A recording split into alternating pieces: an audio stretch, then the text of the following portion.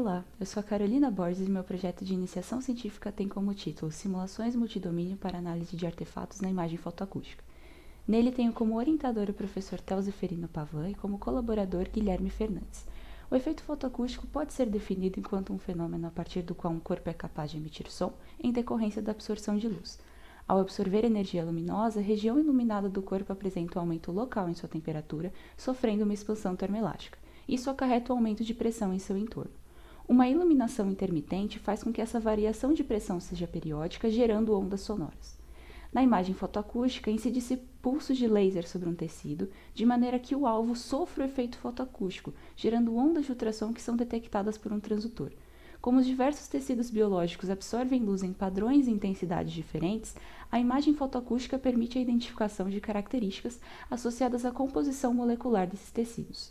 Na imagem fotoacústica, os artefatos derivam da irradiação de regiões que se encontram fora do plano de interesse. Esses elementos indesejados absorvem parte da luz incidente, atenuando a luz que efetivamente incide sobre o alvo esperado. Além disso, eles também sofrem o efeito fotoacústico, gerando ondas sonoras que acabam aparecendo na imagem final. Este projeto tem como objetivo investigar o posicionamento da fonte luminosa em relação ao potencial causador de artefatos e como ele influencia a intensidade e principalmente a distribuição espacial desses artefatos. Para isso, estou realizando análises numéricas sob a forma de simulações computacionais baseadas na metodologia experimental em vivo proposta no artigo de Pricer. Utilizando-se simulações, busca-se obter um entendimento mais aprofundado dos fenômenos observados, pois temos um maior controle sobre os parâmetros que circundam o experimento. No experimento em vivo proposto por Pricer, fez-se marcas de tinta preta na pele do antebraço de um voluntário, e com isso analisou-se a influência do posicionamento da fonte de luz em relação às marcas de tinta preta, ou seja, o absorvedor, para duas configurações. Na primeira, a fonte de luz encontrava-se diretamente sobre o absorvedor e na segunda, a fonte de luz encontrava-se a uma distância d desse.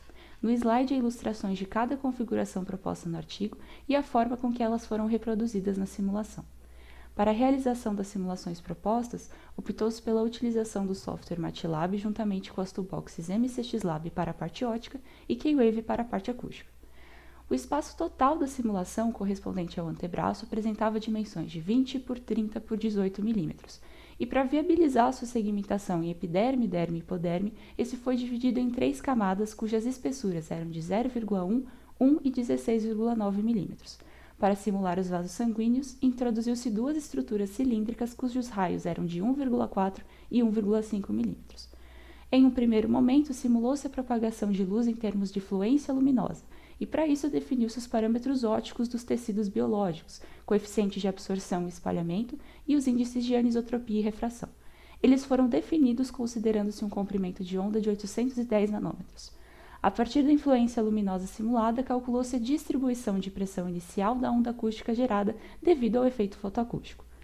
Para tornar a simulação acústica mais verossímil, também se determinou os mapas de velocidade e densidade, e finalmente definiu-se os parâmetros de um transdutor de ultrassom linear. Considerando-se as imagens fotoacústicas finais simuladas, conclui-se que na configuração 1 os artefatos oriundos do elemento absorvedor se concentram a partir de uma profundidade d em relação ao limite superior da imagem. Na configuração 2, os artefatos se espalharam ao longo de todo o plano da imagem, sendo menos densos do que observados na configuração 1.